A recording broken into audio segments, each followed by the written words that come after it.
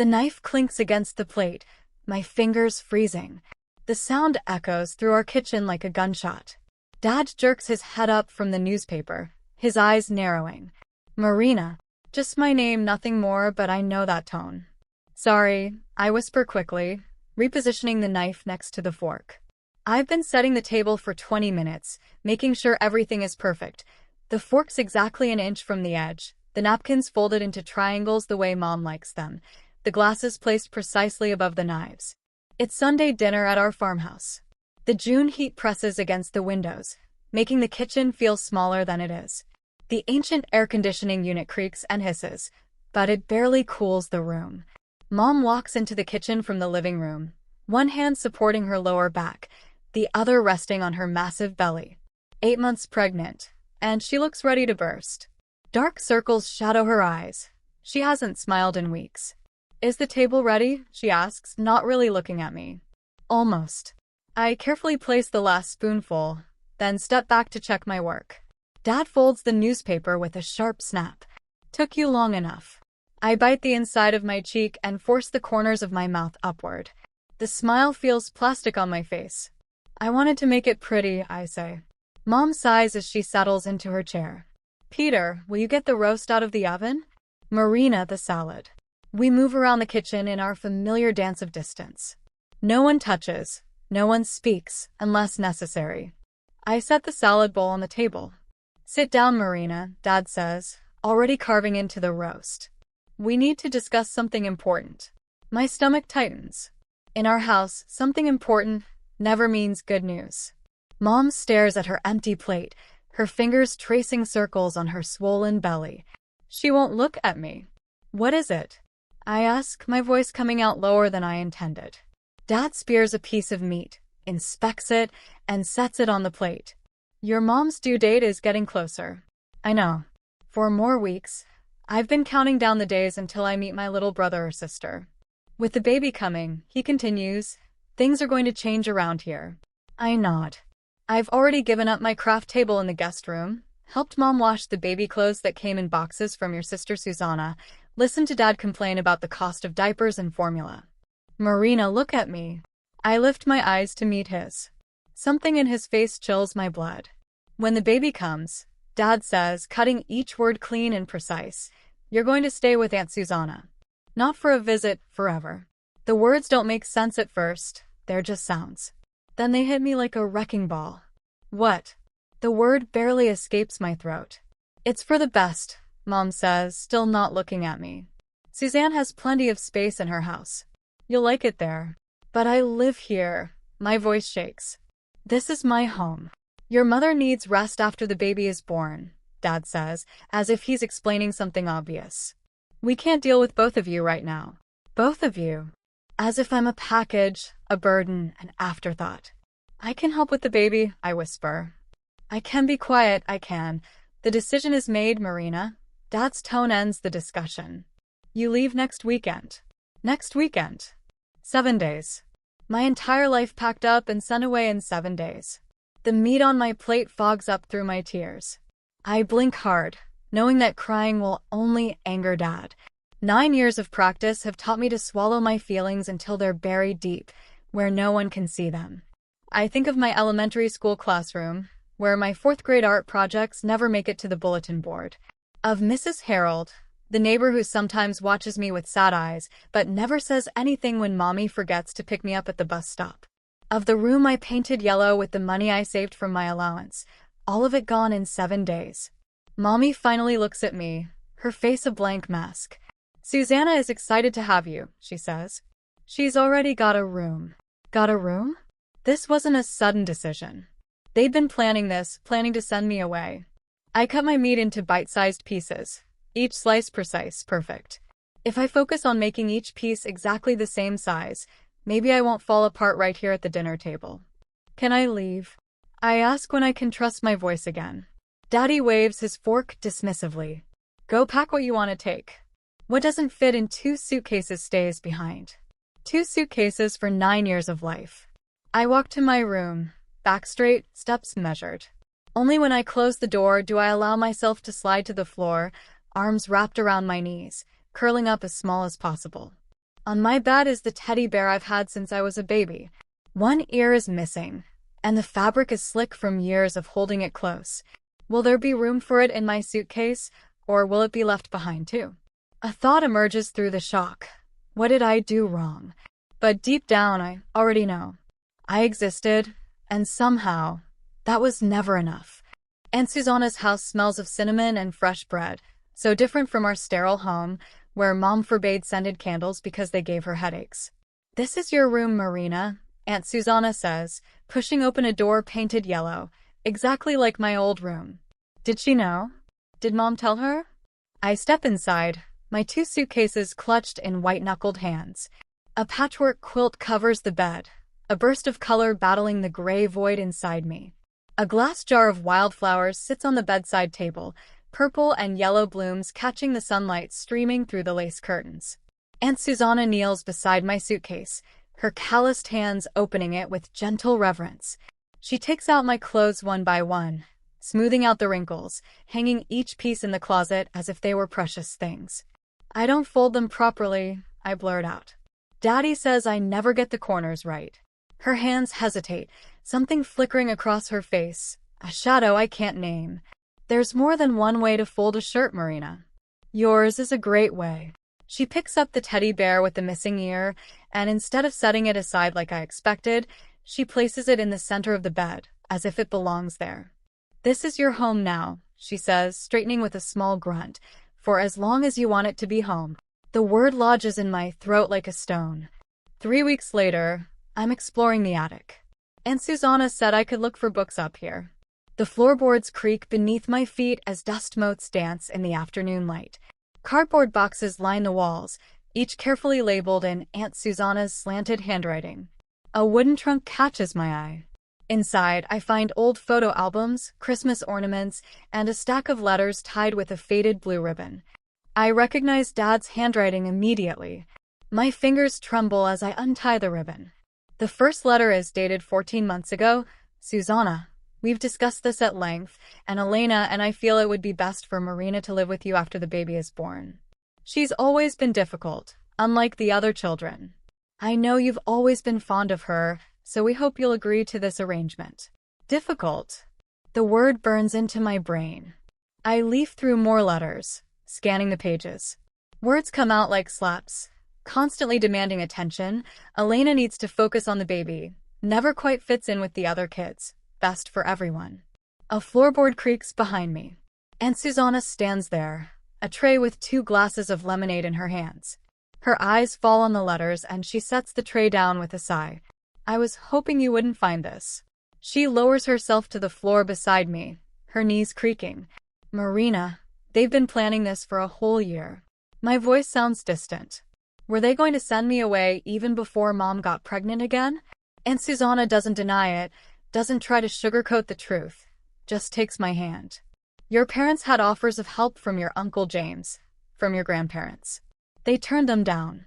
She squeezes my fingers. "I wanted you here, Marina. I've always wanted you." I stare at the letters in my lap. "Why didn't they want me?" "Some people shouldn't be parents," she says simply. "It's not about you, it never was." My 10th birthday comes on a Tuesday in September. I've been at Aunt Susanna's house for 3 months. She bakes a small chocolate cake with vanilla frosting. 10 blue candles form a circle on top. "Make a wish," she says, her smile crinkling the corners of her eyes. I close my eyes and blow. I don't wish for them to bring me back. All day I wait for the phone to ring, but it doesn't. 2 weeks later, a package arrives. Inside is a store-bought card with a cartoon cat wearing a party hat. "Happy birthday, Marina," in printed letters below, and in Dad's handwriting, from Mom and Dad. Only Dad has signed. "Mrs. Harold, my new teacher, asks me to stay after class. This is an excellent essay, Marina," she says, patting my paper on pioneering women. "You have a remarkable voice for one so young." I wait for the caveat, but it doesn't come. On the bus ride home, I press my forehead against the cool window, watching the countryside fog up. The bus stops at the end of Aunt Susanna's long driveway. As I get off, Mr. Harrison from next door waves from his garden. "I've got those tomato plants ready for you," he calls. "Come by any time to pick them up." At dinner, the phone rings. Aunt Susanna answers, then smiles at me. It's for you, Marina. Someone named Carol, the girl from my science class, the one who asked if I wanted to be her partner. She wants to know if you can sleep over Saturday, Aunt Susanna says, covering the receiver with her hand. A sleepover. I've never been invited to one before. The photo arrives on a Tuesday. A chubby baby with a streak of blonde hair. My brother, Mike. On the back, Mom's handwriting, Mike, 3 months. He's such an easy baby, he sleeps through the night already. I take the picture out to the barn and sit in the hay, legs dangling. Easy baby. Not difficult. Unlike me. Auntie Susanna finds me there an hour later, tears dried on my cheeks. I saw the picture, she says, climbing up to sit beside me. I don't think I was the problem. Was I? The question feels huge, like it's been growing inside me for 10 years. Auntie Susanna puts her arm around my shoulders, pulling me against her soft side. No, honey, she says. You never were. The morning light streams through my bedroom window, catching dust particles that dance like memories. I trace 10 carved notches on my wooden headboard, one for each year since I arrived at Aunt Susanna's farm. The most recent mark still looks fresh, made last month on what I've come to call my second birthday.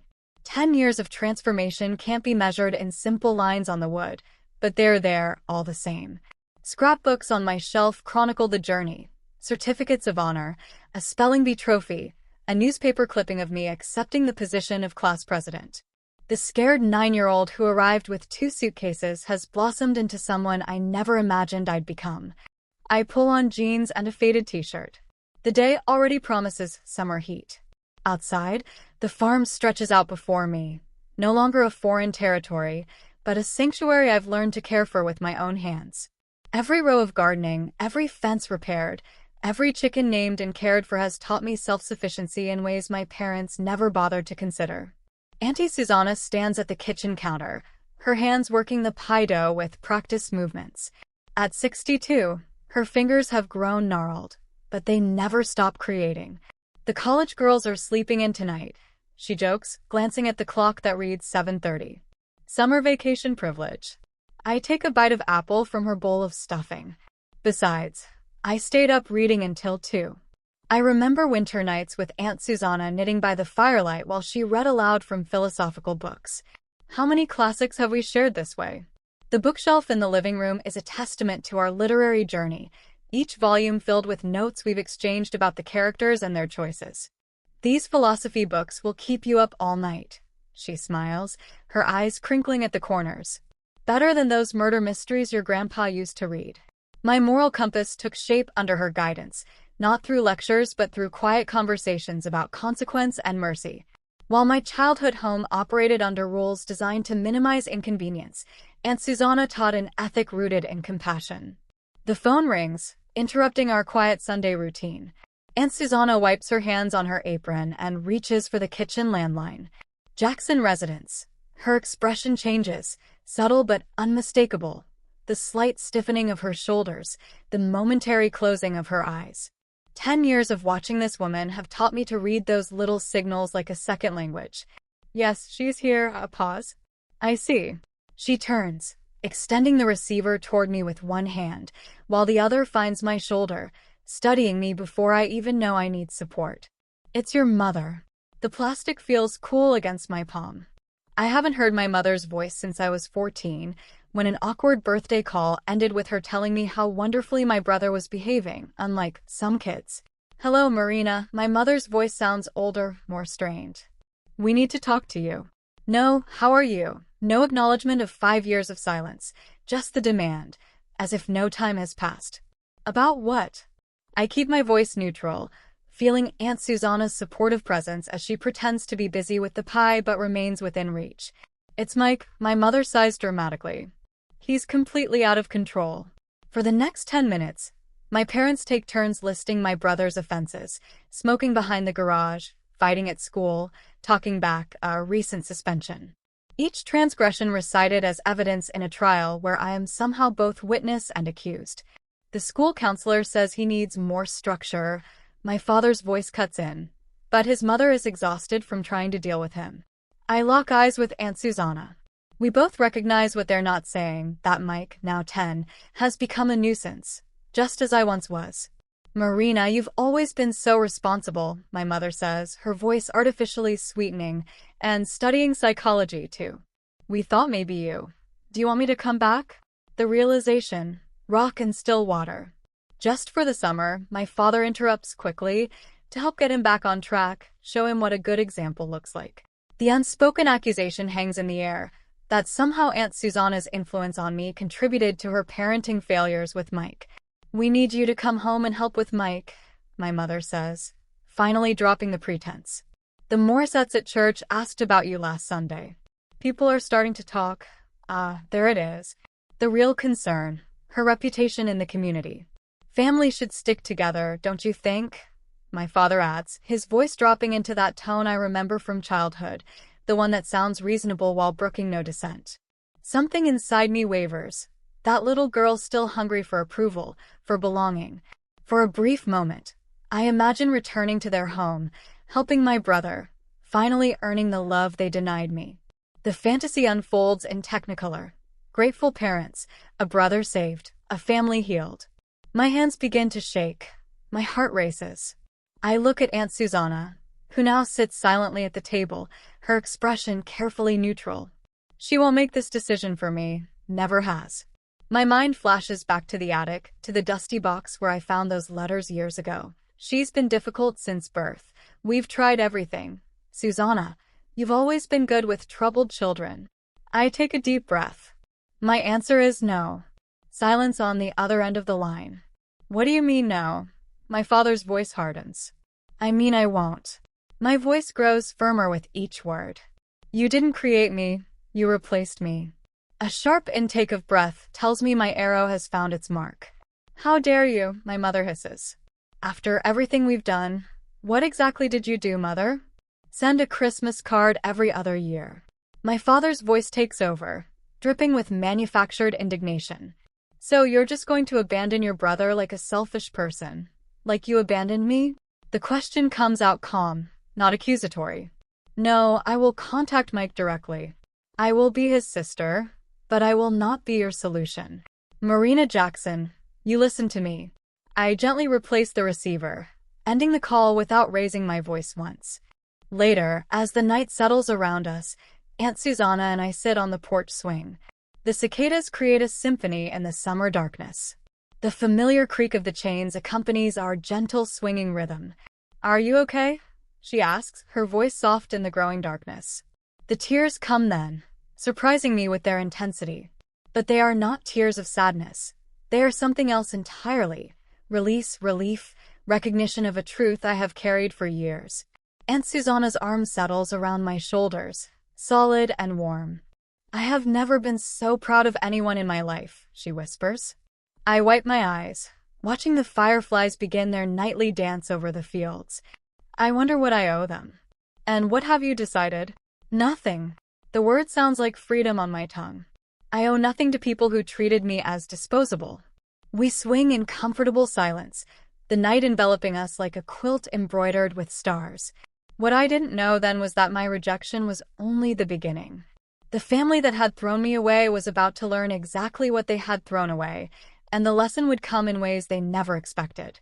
The day of my graduation arrived. The auditorium murmured in anticipation. Many faces turned toward the stage as the dean approached the microphone. I smoothed my graduation gown over my knees and took a deep breath. The Susanna Davis Award for Leadership and Community Service goes to a young woman who exemplifies resilience, compassion, and vision. The dean's voice echoed through the hall. This year's honoree is Marina Jackson. The applause washed over me like a warm rain. I stood up, surprised at how steady my legs felt as I climbed the 3 steps to the stage. In the front row, Aunt Susan caught the stage lights, forming a halo around her weathered face. She was wearing her good dress, navy blue with white piping, the one reserved for church and special occasions. The weight of the engraved crystal award settles in my palms, cold, substantial, like the empty compliment my parents once gave. Thank you, I say into the microphone. The faces blur before me, but I don't need notes for what comes next. We often talk about family, something we're born into, a lottery of blood and circumstance. My voice grows stronger with each word. But that's just the beginning of the story, isn't it? The audience quiets. Some people are born to be parents. I was raised by love. The words emerge clear and unhurried. Every act of kindness shapes us. Every person who chooses to stay when they could walk away becomes our true family. Out of the corner of my eye, I see Aunt Susanna, wiping a tear with her handkerchief. 20 minutes later, as we stand amid a group of people congratulating us, she squeezes my hand. "Your parents have no idea what they threw away," she whispers. But they soon would. 2 weeks later, my phone buzzes with a text from my childhood friend Carol. "Did you know your dad is telling everyone he always knew you would make it?" I stare at the screen, a bitter laugh escaping my throat. "He also claimed he supported your education 100%, Carol adds, "until Lewis Smith stood up and told everyone he was at your ceremony and didn't see your parents anywhere." The next text arrives before I can respond. "Your mom tried the same thing at church." Pastor Williams asked why they missed such an important day. She couldn't look him in the eye. I put the phone down, a strange calm settling over me. Their carefully constructed narrative of the troubled daughter they had to send away is crumbling. The truth has begun to emerge. The unknown number pops up on my phone 3 days later. I almost decline the call, thinking it's another credit card offer. "Hello." I balance the phone between my ear and shoulder as I water Aunt Susanna's geraniums. Silence stretches across the line, then the voice of a boy, teetering on the edge of adolescence. "Is this Marina?" The watering can slips, wetting my feet. "Yes, who's this?" "Mike." A pause. "Your brother." "My brother. The one I never knew. The baby who replaced me." "I found your number in Dad's office," he continues, the words coming faster now, "in a folder with your college information.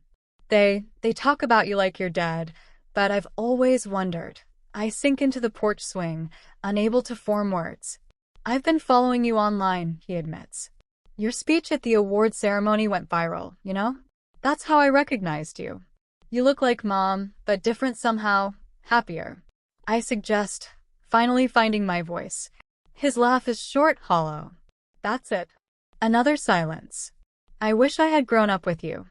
Maybe I wouldn't be like that," Mike says. My heart opens to this boy I don't know, carrying wounds I recognize all too well. "You know, I've been having some problems at school. There's this boy, a bully. He's been bullying me. I've tried talking to Dad and asking for help, but he said I was big enough to handle it." Mike says, very upset.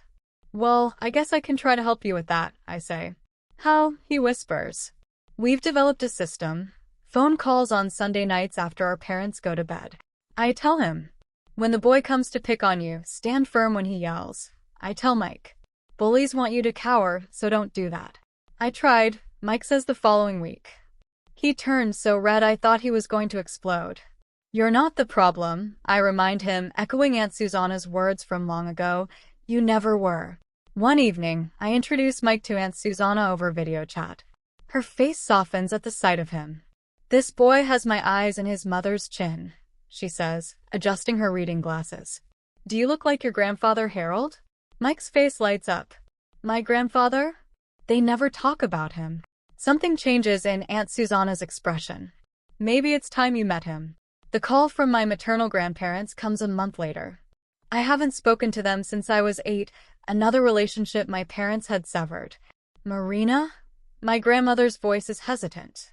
"We've been talking to Susanna." I hold my breath.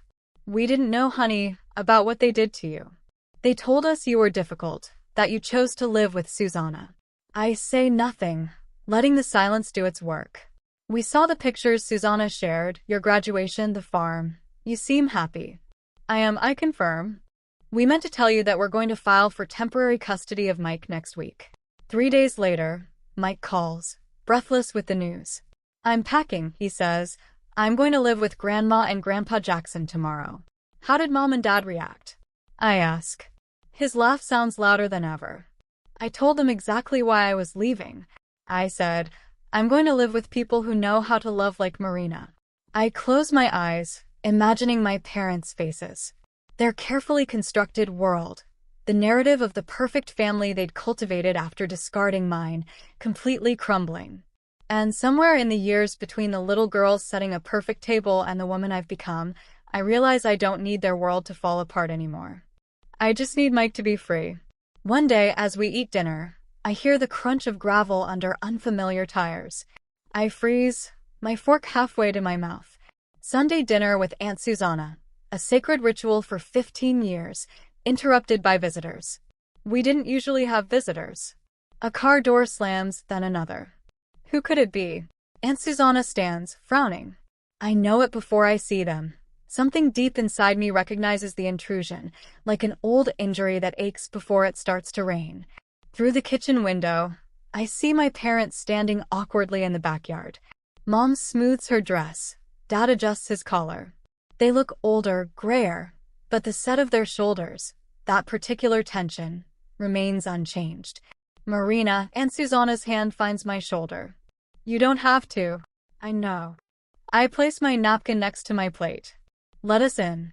They enter with practiced smiles. Mom's arms open for a hug. I don't move closer. Dad holds out his hand, which I squeeze briefly. The calluses on my palms brush against his soft skin. Look at you, Mom says, her voice high and brittle. You've grown so much. Aunt Susanna crosses her arms. What brings you here without warning? Dad clears his throat. Family matters. We've been thinking a lot, doing a lot of soul searching. It's time to heal what's been broken. Mom nods, her eyes shining with tears that don't quite fall. We've missed so much of your life, Marina. 15 years. I keep my voice steady. That was your choice. We were young, we didn't know what was best. Dad gestures toward the dinner table. Would you mind if we joined you? We drove 8 hours to talk. Aunt Susanna serves the dishes without warmth. The clink of silverware fills the silences where conversation should be. Mike is doing well with Mom and Dad, Dad says, as if commenting on the mood.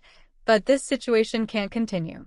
We need to present a united front for the custody hearing. Mom kicks him under the table. Too late. So that's why you're here. The pieces fall into place. Not to heal anything, you need me to testify against my grandparents. We're blood relatives, Marina. Dad leans forward. We're still your parents. We miss you every day. Mom's hand reaches across the table for mine. I move mine to my lap. If we could do it all over again, but you can't. I finish for her. Dad pulls out his phone. Let's take a picture of the three of us. Show the judge we're working things out. You can post it on your social media. I stand up. Let's talk on the porch, just us. They follow me outside as if I'm the father and they're the kids. I pour 3 glasses of sweet tea from the pitcher we keep chilled. Ice cubes clink against the glass. A perfect hostess.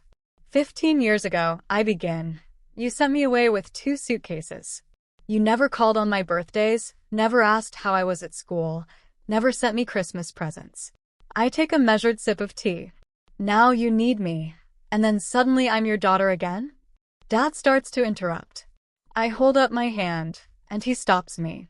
I found the letters, in Aunt Susanna's attic.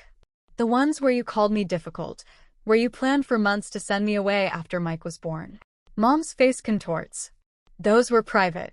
Yes, private plans about my life, made without considering that I was a person. Not a problem to be solved. I recite from memory. She was always a lot of work, too demanding. The new baby deserves parents who aren't exhausted from dealing with her problems. The words still cut, even now. Dad shifts uncomfortably in his wicker chair. We were under a lot of pressure. You have to understand. I understand better than you know.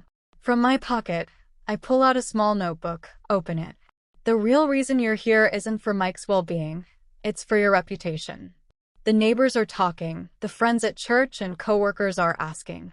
Mom's hand trembles around her untouched tea. What will people think if this continues? That's always been your main concern, hasn't it? A cardinal lands on the porch railing, bright red against the weathered wood. I watch until it flies away. I forgive you, I finally say, surprising myself with the truth of it. But I don't need you in my life. I won't testify against my grandparents, and I fully support Mike living where he feels safe and valued. Dad's face darkens. After everything we've done for you, what exactly have you done for me? My voice remains steady as his rises. Name one sacrifice you made, one time you put my needs before your convenience. The silence speaks for itself. I stand. I'll show you the way to the car. They stand, Mom wiping away tears, Dad with his jaw so tight he could crack his teeth. We're still your parents, he shouts as I lead them up the steps. I turn at the bottom, the sun warm on my back, and look up at Aunt Susanna standing in the doorway, her face, marked by years of quiet strength and unconditional love, shining in the afternoon light. No, I say, pointing to the porch, she is. Aunt Susanna and I watch them go. You've kept your peace, she whispers. I nod. Something blooms in my chest, like the first flower of spring.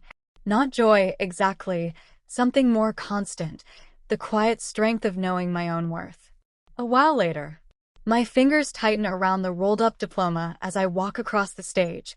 The weight of it, this physical proof that I've completed my master's degree in child psychology, feels almost sacred. 5 years of work culminating in this moment. Marina Jackson, the dean announces, his voice echoing through the auditorium. A burst of applause comes from the audience, making me look up.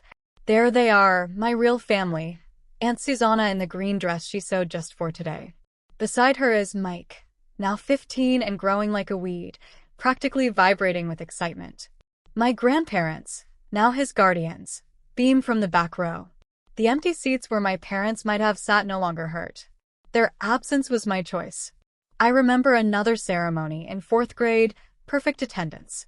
I stood on stage, scanning an audience of parents, finding no familiar faces. The crushing weight of being forgotten presses against my chest for a moment, before it melts away. Days later, look how far we've come, I say to Mike, watching him adjust the telescope on Aunt Susanna's back porch. Stargazing on Friday nights has become a ritual during his weekend visits. Saturn's rings are visible tonight, he says, his voice wavering with teenage excitement rather than pain. 5 years ago, he was an angry 10-year-old, throwing rocks at windows and cursing at teachers. Now, he's explaining planetary alignments, his eyes clear, his smile genuine.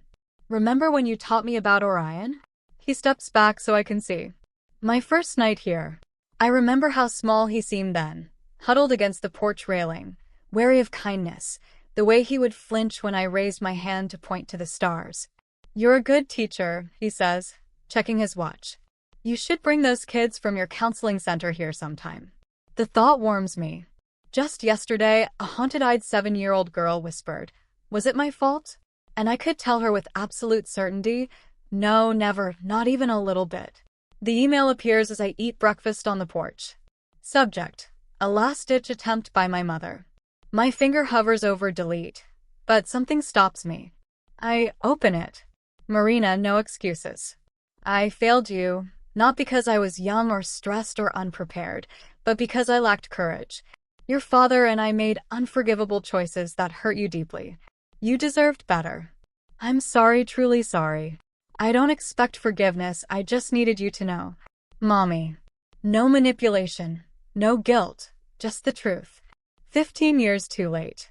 I type 2 words, thank you, then press send. It's all I owe her, all I have to give. Be quiet, I tell Aunt Susanna, tucking the quilt around her legs. The evenings are a little chilly these days, even in June. We swing gently on the same porch swing where I cried and laughed and grew. Her hands, stained with age but still steady, rest in mine. Mike's room at college needs this quilt, she says. Blue and gray, your favorite colors. I nod, my throat tight with gratitude. You saved me, I whisper, in every way a person can be saved. She shakes her head, her silver hair catching the sunset. No, honey, you saved yourself. I just gave you a safe place to do it. Later, I stand at the edge of the property. The sun sets behind the distant mountains, painting the sky in deep oranges and pinks. My phone buzzes. Mike, thank you for showing me what family really means.